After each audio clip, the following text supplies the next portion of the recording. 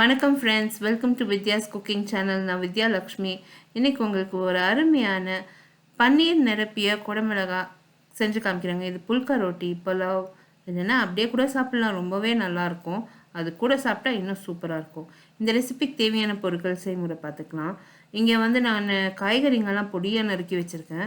அடுத்து நான் சிக்கன் மசாலா, மிளகுத்தூள், மிளகாய்த்தூள், உப்பு நான் யூஸ் பண்ண போகிறேன். செடார் சீஸ் யூஸ் பண்ணுறேன். இது ஸ்நாக்கிங் பெப்பர்ஸ் இல்லைன்னா குடமிளகா, நம்ம ரெகுலர் குடமிளகா கூட யூஸ் பண்ணலாம். பொடியாக நான் கேரட், வெங்காயம், குடமிளகா, பச்சை மிளகா, துருவி இஞ்சி வச்சுருக்கேன். எல்லாமே ஆன மட்டுக்கும் ரொம்ப பொடுசாக நறுக்கிக்கணும். அடுத்து இங்கே பன்னீரை துருவி வச்சுருக்கேன். இஞ்சி பூண்டு விழுது தேவைப்படும். ரொம்ப சிம்பிள் ரெசிபி. நம்ம ரெகுலராக தால் ரைஸ் ஒரு தால் சப்பாத்தி நம்ம ரெகுலராக சாப்பிட்டுட்டே வருவோம். ஸோ இந்த மாதிரி கொஞ்சம் வித்தியாசமாக செஞ்சு சாப்பிட்டு பாருங்களேன். ரொம்ப நல்லாயிருக்கும். புல்கா ரொட்டியோடு ரொம்ப நல்லாயிருக்கு. மிதமான தீயில் ஒரு கடாயை காய வச்சுருக்கேன். நிலக்கடலை எண்ணெய் நான் சேர்த்துருக்கேங்க. அது கொஞ்சம் மிதமான தீயில் நல்லா காய விட்டுருக்கேன். எண்ணெய் நல்லா காஞ்சினதும் அதில் நான் பொடியாக நறுக்கி வச்சுருக்க வெங்காயம், கேரட், பச்சை மிளகா, துருவி வச்சுருக்க இஞ்சி, குடமிளகா எல்லாமே எவ்வளோ பொடியாக நறுக்கி வச்சுருக்கணும் அத்தனையுமே சேர்த்துடுறேன். எதுக்கு இந்த மாதிரி நான் பொடியாக சேர்த்துருக்கேன்னா, நறுக்கி நம்ம தண்ணி சேர்க்க தேவையில்லை. அது தானாக வதங்கி நல்லா வந்துடும். ஸோ நம்ம தண்ணியெல்லாம் தெளித்து எல்லாம் ஒன்றும் பண்ண தேவையில்லை.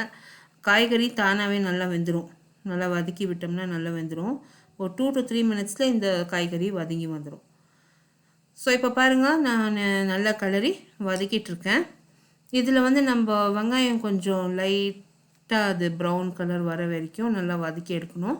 அதில் நம்ம சிக்கன் மசாலா, அடுத்து மிளகாய்த்தூள், மிளகுத்தூள், கொஞ்சமாக உப்பு சேர்த்துருக்கேன். நிறைய உப்பு சேர்த்துடாதீங்க. எங்கள் வீட்டில் நான் மிளகுத்தூளில் உப்பு சேர்த்து தான் பண்ணுறது. மிளகாத்தூள்லேயும் கொஞ்சம் உப்பு இருக்கும். ஸோ அதுக்கு தான் அளவாக நான் கொஞ்சமாக உப்பு சேர்த்துக்கினேன். நீங்கள் தேவைக்கேற்ப உப்பு சேர்த்துக்கோங்க. இப்போ கடாயை மூடி காய்கறியை வேக வச்சிடலாம். ஒரு 2-3 நிமிஷத்துக்குள்ளே இந்த காய்கறி நல்லா வெந்துடுங்க. மூடி போட்டு நல்லா கலரி விட்டு வதக்கி எடுத்தோம்னாலே நல்லா வெந்து வந்துடும். இப்போ பாருங்கள், காய்கறி நல்லா வெந்து வந்திருக்கு. அடுப்புலேருந்து இறக்கி கொஞ்சம் ஆற வச்சிடுறேன் நான். ஏன்னா இதில் சீஸ் எல்லாம் சேர்த்தாக்கா அது சீஸ் உடனே உருக ஆரம்பிக்கும். ஸோ கொஞ்சம் இறக்கி வச்சு நல்லா ஆற வச்சிடலாம். ஆற வச்சு இந்த காய்கறியில் நான் பன்னீரை சேர்த்துக்கிறேன். துருவின பன்னீர், துருவின செடார் சீஸ் சேர்த்துக்கிறேன். இந்த ரெசிபியில் யூஸ் பண்ணியிருக்க பொருட்கள், அதோட மெஷர்மெண்ட்ஸ் எல்லாமே description box below this video இருக்கும். அப்படி இல்லைன்னா நீங்கள் I card above this video click பண்ணிங்கன்னா என்னோடய பிளாகில் டைரெக்ட் ஆகும். பிளாகில் நான் டீட்டெயில் ரிட்டன் ரெசிபி ப்ரெப் ஸ்டெப்ஸோடு போஸ்ட் பண்ணியிருக்கேன். எல்லாருக்குமே ஈஸியாக இருக்கும் ஃபாலோ பண்ணுறதுக்கு. இப்போ பாருங்கள், நான் சீஸு எல்லாமே சேர்த்ததும் ஒரு முறை நல்லா கலந்துடுறேன். இப்போ கொஞ்சமாக எடுத்து டேஸ்ட் பண்ணி பாருங்கள். தேவைப்பட்டால் உப்பு சேர்த்து ஒரு முறை நல்லா கலந்துடுங்க. இந்த சால்ட் மட்டும் நம்ம எவ்வளோ டேஸ்ட் பண்ணி சேர்க்குறோமோ அவ்வளோ நல்லது. ஒரு வாட்டிக்கு ரொம்ப கரிப்பாக இருக்கும். நான் சொல்கிற அளவு உங்களுக்கு கரிப்பாக இருக்கும். ரொம்ப பேருக்கு சால்ட் ரொம்ப கம்மியாக இருக்கலாம். எங்கள் அம்மாக்கெல்லாம் நான் சேர்க்குற சால்ட் ரொம்ப கம்மி. ஸோ நான் கம்மியாக சால்ட் சாப்பிட்டு பழகியாச்சு. ஸோ அதனால் கொஞ்சமாக சேர்த்து நான் பண்ணுவேன் எல்லா பொருளுமே. இப்போ நான் குடமிளகாவில் இந்த ஃபில்லிங்கை நிரப்புகிறாங்க. ஆன மட்டுக்கும் டைட்டாக நிரப்புனா ரொம்ப நல்லது. ஏன்னா அந்த ஃபில்லிங் அந்த குடமிளகாவோட நம்ம இன்னொரு வாட்டி பேனில் சேர்த்து 2 நிமிஷத்துக்கு நல்லா வதக்கி எடுக்க போகிறோம். ஸோ இப்போ இந்த குடமிளகாவுலேருந்து அந்த ஃபில்லிங் வெளியே வரக்கூடாது. ஸோ ஆன மட்டுக்கும் டைட்டாக நிரப்பிடுங்க. அது நம்ம சப்பாத்தியோட சாப்பிட்றப்போ கூட ரொம்ப நல்லாயிருக்கும். நம்மளுக்கு குட்டி குட்டியாக அந்த குடமிளகா பச்சை கலர்து கிடைக்கும். ஸோ அந்த குடமிளகா உள்ள நிரப்பி நீங்கள் பண்ணிங்கன்னா ரொம்ப க்யூட்டாக ரொம்ப அழகாக இருக்கும் பார்க்க. இந்த வெரைட்டி குடமிளகா பேர் ஸ்நாக்கிங் பெப்பர்ஸ். இது அப்படியே கூட சாப்பிட்லாம். இது நான் கார்மே கார்டன்லேருந்து வாங்கினேங்க. கார்மே கார்டன் ஆன்லைன் ஸ்டோர். ஸோ நிறைய சாலடுக்கு இந்த மாதிரி பொருளெல்லாம் நான் கார்மே கார்டனில் வாங்குவேன். அது சீப்பாகவும் இருக்குது அண்ட் ஈஸியாகவும் எல்லாமே கிடைக்கிறது எனக்கு. இல்லைன்னா லோக்கல் நம்தாரிஸ், இங்கே பிக் பாஸ்கெட் எல்லா இடத்துலையும் கிடைக்கிறது. ஸோ ஆன்லைன்லேயே ஆன மட்டுக்கும் வாங்க பாருங்கள், ஈஸியாக இருக்கும். ஸோ இப்போ இந்த குடமிளகாய் எல்லாம் நல்லா நிரப்பிட்டேன். மிதமான தீயில் ஒரு பேனை காய வச்சுருக்கேன். பேன் நல்லா காஞ்சதும் அதில் கொஞ்சம் நான் நிலக்கடலை எண்ணெய் சேர்த்துக்கிறேன். எண்ணெய் நல்லா காய வச்சிடுறேன் ஒரு 2 நிமிஷத்துக்கு. இந்த குடமிளகாய் பேனில் சேர்த்து ஒரு 2 மினிட்ஸ்க்கு ஃப்ரை பண்ணணும். இப்போ அந்த குடமிளகாய் மேலே நீங்கள் சீஸ் தூவலாம், இல்லைன்னா அப்படியே விட்டுடலாம். நான் சீஸ் துருவி மேலே தூவி ஃப்ரை பண்ணேன்.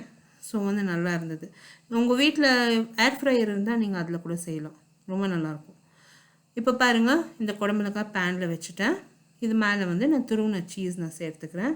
ஒரு 2 மினிட்ஸ்க்கு ஃப்ரை பண்ணால் போதும். மூடி அந்த சீஸ் மெல்ட் ஆகணும், குடமிளகாய் கொஞ்சம் ஃப்ரை ஆகணும், அவ்வளோதான். நான் மறுபடியும் சொல்கிறேன் ஃப்ரெண்ட்ஸ், எல்லா links to my blog, Instagram, Facebook, Twitter, English சேனலோட லிங்க், அதுக்கப்புறம் என்னோடய பிளாக் லிங்க் எல்லாமே வந்து description box below this video இருக்கும்.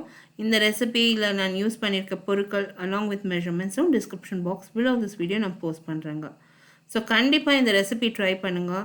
புல்கா ரோட்டீஸோட ஒரு அமேசிங்கான டிஷ். ஸோ வந்து ஒரு ஸ்டார் ஹோட்டல்லேருந்து நம்ம சாப்பிட்ட ஃபீலிங் இருக்குது. ஸோ அந்த புல்கா ரோட்டிக்கு நிஜமாகவே ரொம்ப நல்லா இருந்தது.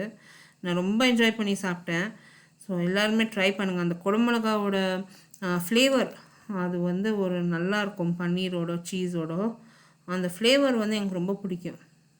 பொதுவாகவே அது வந்து எனக்கு அந்த காம்பினேஷன் நல்லாயிருக்கும். ஸோ வந்து இது அந்த புல்கா ரொட்டியோட சாப்பிட்றப்போ ரொம்ப நல்லாயிருக்கு. ட்ரை பண்ணுங்கள். இப்போ பாருங்கள், மூடி ஒரு 2 நிமிஷம் அந்த சீஸ் மெல்ட் ஆகணும். குடமிளகாய் கொஞ்சம் ஃப்ரை ஆகிறதுக்கு விட்டேன். 2 நிமிஷம் ஆனதும் நான் சர்வ் பண்ணியிருக்கேங்க. ரொம்ப என்ஜாய் பண்ணாங்க. நீங்களும் ட்ரை பண்ணிவிட்டு உங்களோட கமெண்ட்ஸ் எல்லாம் போஸ்ட் பண்ணுங்கள். மறக்காமல் என்னோடய சேனல் சப்ஸ்கிரைப் பண்ணுங்கள். உங்களை அடுத்த புதிய ரெசிபியோடு நான் மறுபடியும் சந்திக்கும் வரை, this is Vidya Lakshmi. Thank you so much for வாட்சிங். பை.